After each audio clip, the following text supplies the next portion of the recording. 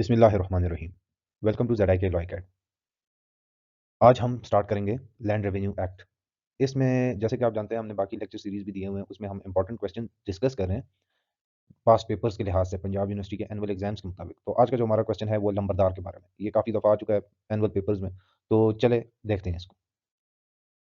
सबसे पहले तो इंट्रोडक्शन से स्टार्ट करते हैं और जानेंगे कि जो लंबरदार होता है ये कौन होते हैं। ठीक है, किसी जगह इसको नंबरदार बोलते हैं, किसी जगह इसको लंबरदार बोलते हैं। ठीक है, लंबरदार को बेसिकली अगर इसको विलेज ऑफिसर भी कहा जाता है और विलेज हेड्समैन भी बोला जाता है।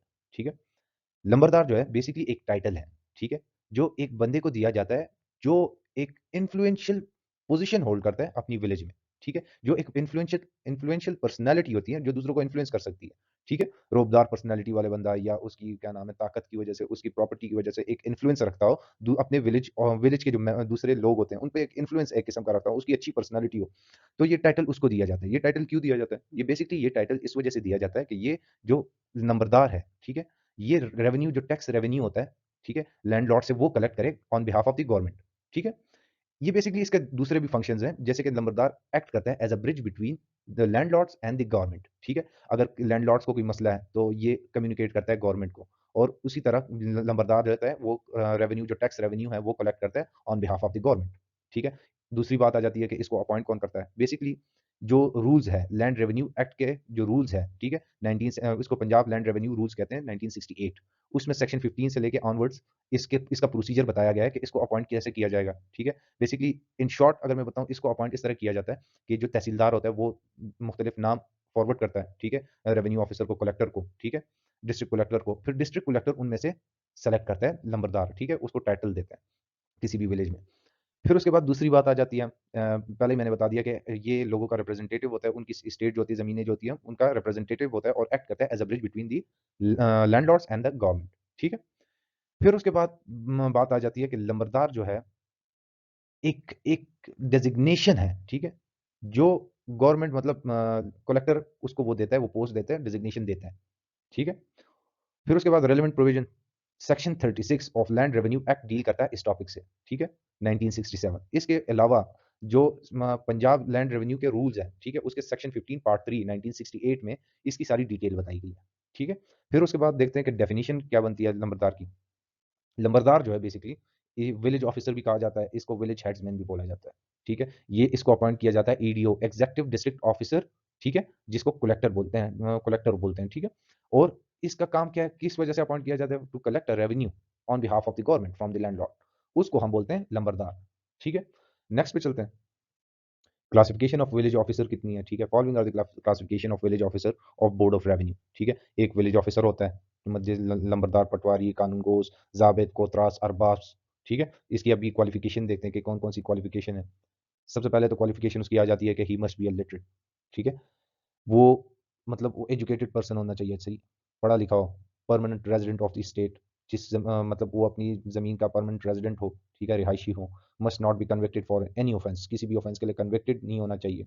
ठीक है, he must be a sound mind, सही सलामत होना चाहिए, उसका पागल नहीं होना चाहिए। ठीक है, किसी इलीगल एक्टिविटीज़ में, ठीक है, एंटी सोशल एक्टिविटीज़ में मतलब नहीं होना चाहिए। ठीक है, और गुड मॉरल बिहेवियर होना चाहिए, must be physically fit, he must be have a good reputation in his village. ठीक है, ये उसकी क्वालिफिकेशंस है लंबरदार की अपॉइंटमेंट के लिए। अगर इसमें से अगर वो कन्विक्टेड होता है, ठीक है, तो वो लंबरदार नहीं बन सकता। अगर वो पागल है, इलिटरेट है, ठीक है, अनसाउंड माइंडेड पर्सन है, ठीक है, अगर गुड मॉरल बिहेवियर नहीं है, एंटी सोशल एक्टिविटीज में इन्वॉल्व है, तो वो लंबरदार नहीं बन सकता। अभी हम देखेंगे कि ग्राउंड्स कौन-कौन से हैं लंबरदार के अपॉइंटमेंट के लिए। ठीक है? सबसे पहले तो हायरार्की क्लेम आ जाता है। ठीक है? हायरार्की क्लेम क्या होता है? हायरार्की क्लेम बेसिकली अगर एक बंदे के बाप-दादा, ठीक है, इसी पोज़ीशन पे थे, ठीक है, तो वो हायरार्की क्लेम आ जाती है। तो सिंपल देखें, if the candidate has a hierarchy claim to the position, it means that the position of lambardar has been traditionally held within their family. ठीक है? ट्रेडिशनली यही पोज़ीशन उनके पास चलती आ रही है, तो उसको प्रायोरिटी मिलेगी उस बंदे को। ठीक है? ये पहला ग्राउंड हो गया। Extent of property in the state, a candidate with sufficient property holding, जो कैंडिडेट होगा उसके पास सफिशिएंट प्रॉपर्टी होनी चाहिए, ज़्यादा से ज़्यादा जिसके पास प्रॉपर्टी होगी उसको ही प्रायोरिटी मिलेगी। थर्ड पे आ जाता है service provided to the government by the candidate और देयर फैमिली। थर्ड राउंड आ जाता है कोई भी सर्विस प्रोवाइड की हो, ठीक है? अगर एक जो कैंडिडेट है अगर उसने और या उसकी फैमिली ने कोई भी सर्विसेज प्रोवाइड की हो गवर्नमेंट को, तो उसको प्रायोरिटी मिलेगी। ठीक है? इसके बाद नेक्स्ट आ जाता है personal influence, character, ability and freedom from indebtedness. ठीक है, इसमें क्या कहता है कि वो बंदा जो वो कैंडिडेट उसकी पर्सनल क्वालिटी जिस जैसे कि इन्फ्लुएंस वो उसका कैरेक्टर जो है पर्सनैलिटी है वो इन्फ्लुएंस करती हो, ठीक है, और उसका गुड कैरेक्टर हो, एबिलिटी हो, ठीक है, ये एसेंशियल जो है वो वो कर्जे से उस पे कोई कर्जा ना हो, ठीक है, कर्जे से फ्री हो, फ्रीडम फ्रॉम इंडेप्थनेस, ठीक है, तो ये उसको प्रायोरिटी इसकी भी मिलती है। और लास्ट पे आ जाता है ability to undergo training in a civil defence.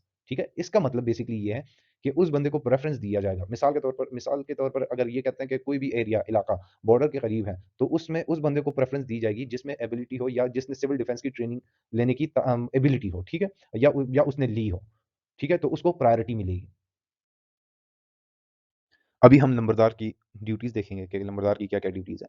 सबसे पहले तो बेसिक जो ड्यूटी है नंबरदार की, कलेक्शन ऑफ रेवेन्यू टैक्सेस। ठीक है, जो भी रेवेन्यू टैक्सेस हैं नंबरदार की ये ड्यूटी है कि वो उसको कलेक्ट करेगा, ठीक है, according to the rate defined by the land revenue act 1967। ठीक है, और भी कोई अमाउंट है या रिकवरीज है वो भी करेगा विद इन हिज विलेज। ठीक है, कलेक्शन ऑफ रेंट, लैंड नंबरदार की ये भी ड्यूटी है, कोई भी प्रॉपर्टी अगर गवर्नमेंट ने रेंट पे दी हुई है, ठीक है, पंजाब की जो गवर्नमेंट है उन्होंने रेंट पे दी हुई है तो उसका रेंट कलेक्ट करना भी इसकी जिम्मेदारी है।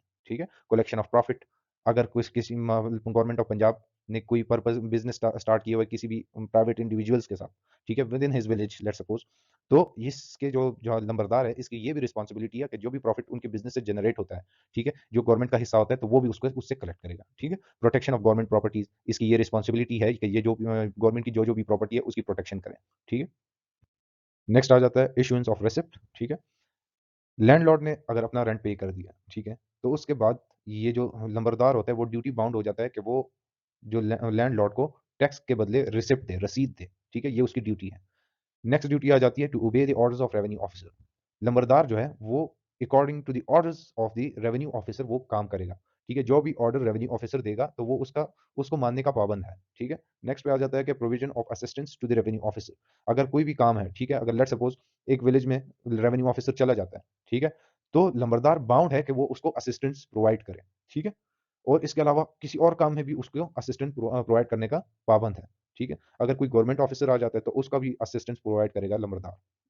फिर उसके बाद आ जाता है कि provision of assistance to the postman. ठीक है, जो पोस्टमैन होता है, ठीक है, तो उसको भी ये असिस्टेंस प्रोवाइड करेगा, ये इसकी जिम्मेदारी है।